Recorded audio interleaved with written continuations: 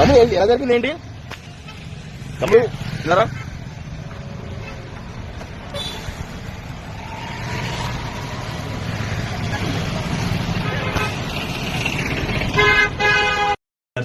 Town CI Govindarao మాట్లాడుతున్నాను. ఈ రోజు నాకు ఉదయం నేను పోలీస్ స్టేషన్ ఉండగా ఒక కంప్లైంట్ వచ్చింది. కంప్లైంట్ దాంట్లో గీతం రాజు గారు ఆయన హైర్ బస్సులు నడుపుతున్నారంట. హైర్ బస్సులు మన ఏపీఎస్ఆర్టీసీకి పెట్టడం జరిగింది. అందులో మనకి తుని టు నర్సీపట్నం తిరిగే ఒక బస్సు మిస్ అయిందన్నట్టు ముందు మనకి తెలియపరిచారు. అదేమైందంటే మనకి అది తుని నుంచి నర్సీపట్నం వరకు అది హైర్ బస్సు తిరుగుతుంది, పల్లివెల్లి బస్సు. ఆ బస్సు ఏపీ 31TH0765 నెంబర్ గల బస్సు. ఈ బస్సుని నిన్న డ్రైవర్ గారు నైట్ 10:45 గంటలకు తీసుకొచ్చి తుని స్టాండ్ లో మన ఆర్టీసీ కాంప్లెక్స్ లోనే పార్క్ చేయడం జరిగింది. పార్క్ చేసిన తర్వాత ఆ క్లీనర్ కి అబ్జెక్ట్ అనమాట, క్లీన్ చేయమని. క్లీన్ సుమారు 1 గంట వరకు ఆయన క్లీన్ చేసి బస్సుని ఆ తారం దానికి అది అక్కడ బస్సులోనే వదిలేసి ఆయన ఇంటికి వెళ్ళిపోవడం జరిగింది. మళ్ళీ నెక్స్ట్ ఈ రోజు ఎర్లీ మార్నింగ్ 4:30కి వేరే ఒక డ్రైవర్ వచ్చి చూసేసరికి, అంటే నెక్స్ట్ 5 గంటల బస్సు స్టార్ట్ అవ్వాలి. 4:30కి ఆ డ్రైవర్ వచ్చి చూసేసరికి ఆ పార్కింగ్ ప్లేస్ లో బస్సు లేదు అనేసి వెంటనే ఓనర్ గారికి చెప్పడం జరిగింది. ఓనర్ గారు వచ్చి మనకి థెఫ్ట్ రిపోర్ట్, అంటే దొంగతనం జరిగిందని ఒక రిపోర్ట్ కూడా ఇవ్వడం జరిగింది.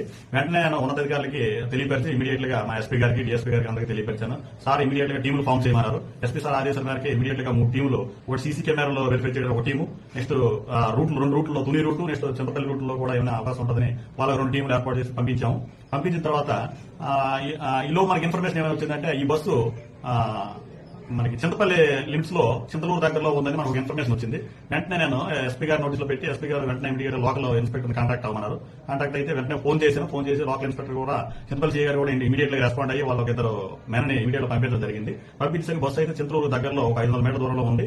వెంటనే ఈ బస్సుని వాళ్ళ మెన సహాయంతో బస్సును ఎక్కిజులు కూడా క్యాచ్ చేశారు ఇమీడియట్లీ. వాళ్ళు చేసినట్టు నాకు తెలియపరిచారు. ఈలోగా మన టీం కూడా చింతపల్లి వైపు వెళ్ళింది కాబట్టి వెళ్లి బస్సులను ఎక్కిజులు తీసుకురావడం జరిగింది. ఫర్దర్ గా ఇంకా ఇన్వెస్టిగేషన్ కేసు రిజిస్టర్ చేస్తాము, ఇన్వెస్టిగేషన్ చేస్తున్నాము. మనకి సీసీ ఫుటేజ్ లో కూడా మన నర్సీపట్నం నుంచి టువార్డ్స్ చింతపల్లితో వెళ్తున్నట్టు మనకు వచ్చింది. ఇన్వెస్టిగేషన్ చేసి ఫర్దర్ గా నెక్స్ట్ చెప్తానండి. ప్రెసెంట్ అయితే మనకి ఎక్యూజ్ మన దగ్గర ఉన్నాడు, ప్రాపర్టీ కూడా ఇంటాక్ట్ రికవర్ అయింది, బస్సు మన దగ్గర ఉంది. ఫర్దర్ గా ఉంది, మనకి మళ్ళీ ఉన్నతాధికారులు ఆదేశాల తర్వాత తెలియపరుస్తానండి. ఇది 2016 మోడల్, అటువంటి జీపీఎస్ సిస్టమ్ కానీ ఏం లేదండి, దీనికి ఏం లేదు. ఈయనకి ఓల్డ్ అఫెన్స్ ఏం లేవు. మరి అది ఇంట్రాగేట్ చేసి మీకు క్లియర్ గా మళ్ళీ తర్వాత ఫర్దర్ గా తెలియపరుస్తాను. మరి అదే ఇంట్రాగేట్ చేసి చెప్తాను నేను. లేదు అదేం లేదు, అదే ఇంట్రాగేట్ చేసి మీకు చెప్తాను. ఏంటన్నది ఏమో దర్యాప్తు చేస్తే మన క్లారిటీ రాదు, క్లియర్ గా మళ్ళీ నేను చెప్తాను. Thank you.